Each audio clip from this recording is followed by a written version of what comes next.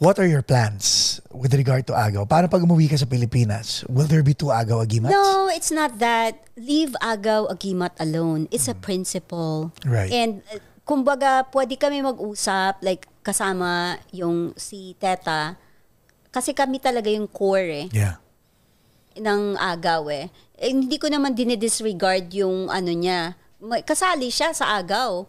Pero ang nagbuo niyan kami. As in kayo, like ang intro voice, kami ang nagbuo ng, hindi ako, kami. What happened is, he was kicked out by Yano during the time. And he was really like sad, crying, that, you know, walang, kumbaga, yun talaga kasi yung band niya. During the time, di naman siya prepared to be a drummer kasi magaling na si Eric Gancho eh. Yeah. Si Dong Abay magaling magsulat, genius magsulat, and yung team up na yun. So kung ang sasali ka, newbie, wala talaga siya, hindi talaga siya ganun. Marunong lang siyang mag-drums, pero hindi siya hindi talaga kumbaga, siya. Kulang pa sa exposure. Kulang pa sa hasa. And ako, na ako noon established actor sa stage. And kumbaga, you've been around. Yeah, hindi kumbaga, marunong, nag-show na ako eh. Yes. Kumbaga, tumutugtog na ako eh. Pero dahil boyfriend ko siya, I told him that, why don't you just make your own band? Like, sige ako magmamanage. During the time, ako pa sinasabi, ako magmamanage. Pero naisip nila na, bakit pa mamanage ka pa, ikaw na lang tumugtog. Pumunta kami na, so nabuo yun. So yung Agaw Agimat was coined by Volt Contreras na kaibigan ni Teta Tulay na aming gitarista during the time. At pinahiram sa amin na gawin nyo kung anong gusto nyo. So nabuo na, Agaw Agimat, that's a good name. Nice name. Tapos yung lakas ng recall. Tapos pa kami, yung lahat kami aktivista. Well, ngayon ko lang napatunayan na yung drummer pala hindi. Facade lang talaga. Ginamit lang. Kasi ngayon, tinutuloy nila yung Agaw Agimat. It doesn't have any principle at all. So, yung group na yun nabuo, dahil sa, in-invite namin yung, yung kapatid niya, kasi yung kapatid niya, hindi pa rin marunong mag-bass noon. Si Lee, Nadella, he's really good sa Slapshot, really. Dahil nga, during that time, hindi pa siya bahista talaga, pinaaral siya doon kay Oni Badyang ng Joey Ayala and Lumad, Bagong Lumad. Doon siya natuto. Pero ang galing ng batang yon. As in, magaling talaga. Gumaling talaga siya. Siya yung nag-grow talaga. And kami, tibak din yun si Lee, tapos siya, tibak sa UST, si Teta, ganun din. So nabuo na, itong banda na to, it's for we aim for change and we use kumbaga vehicle yung Agaw Agimat for your what you said, your principle, your agenda, di ba? Gawa tayo ng kanta na mag-pave way sa change, sa totoong change. Yes. Kasi during the time hindi pa rin mahirap. Hanggang ngayon, mayroon naman Pilipinas eh.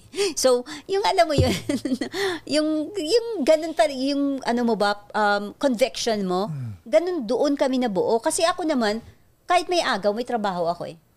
I have my own, kumbaga, may mga invitation kami na minsan hindi kami papabayad. Yung Amnesty International, binabalik pa namin.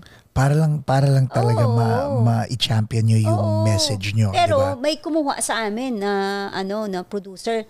Matalino din yung producer niya yun, kasi na manager niya yun, kasi kinuha niya kami para walang kompetensya ang Yano. Kasi halos ganun din yung Yano, pero babae yung kinuha niya kami, one team lang kami. So walang kompetensya, lagi kami nagpo-front act sa Yano during the time. Pero, nung pumunta kami sa Octo Arts, ako lang yung kinukuha. During the time, si Grace Nono kasi yung...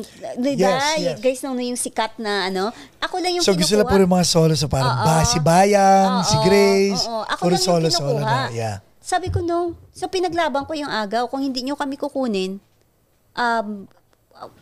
hanap kami ng iba. Tsaka namin na-meet yung si Dodong Viray. Yes. Naalala mo? Yeah. Nandun sa labas ng Merix, gusto na kami papirmahin niya. For Dinah? No, I don't know kung yun, basta sa management niya. Pero hindi din kami pumayag. Kasi nga, syempre, during that time, tiba kami. Yeah. Hindi namin kailangan ng manager. Alam mo yun. Nung time na yun, hawak na ni Dodong ang alamid. Color it red. At saka alamid. Oo. During the time. So gusto niya rin kami sa rooster niya. Ang pumayag lang kami dahil nga yung Yano part of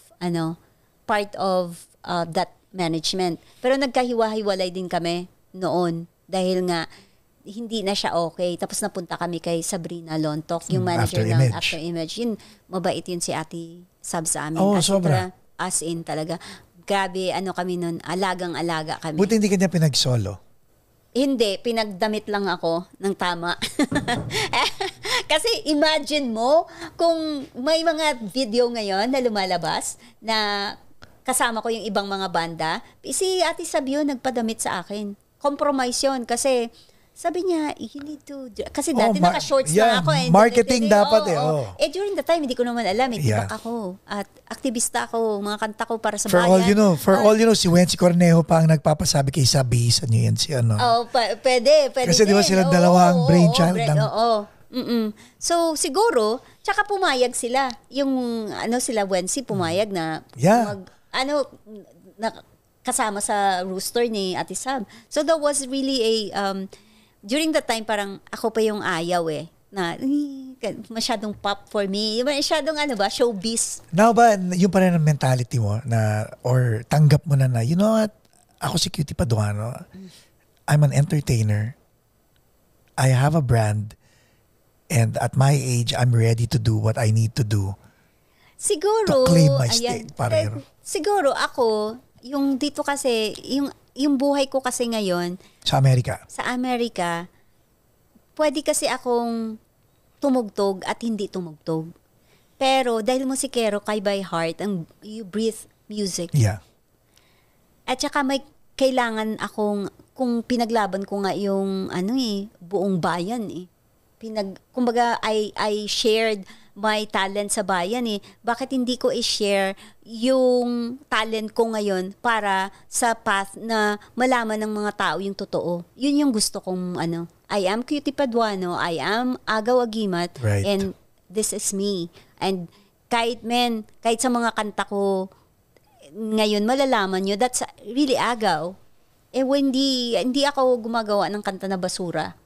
And kumbaga para sa akin, gusto ko lang maging maayos yung direksyon at malaman ng mga new generation, ay hindi pala yan yung Agaw. Kasi they're trying to ruin the legacy of Agaw Yun ang nakikita ko at yun ang nakikita ng lahat, lalo ng mga colleagues. Yeah. And for them, sang iba, too late na, Cutie, dapat pinaglaban mo yung dating. Wala ako dun At saka sinulatan ko siya. Lawyer na mismo ang nagsabi, sulatan mo muna.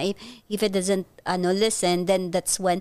Para naman sa akin, kasi tatay ni Sam yan for me, para magkagulo-gulo pa, masasaktan si Sam. Ito. Since matanda na yung anak nyo, kaya nga, matanda precisely, na lahat. that's why. Pag nag-reunion ba at naging all original members, papayag ka o hindi? Yeah, of course. Oo, papayag ako. Pero, humingi mo na siyang natawad sa anak ko kahit na hindi na sa akin.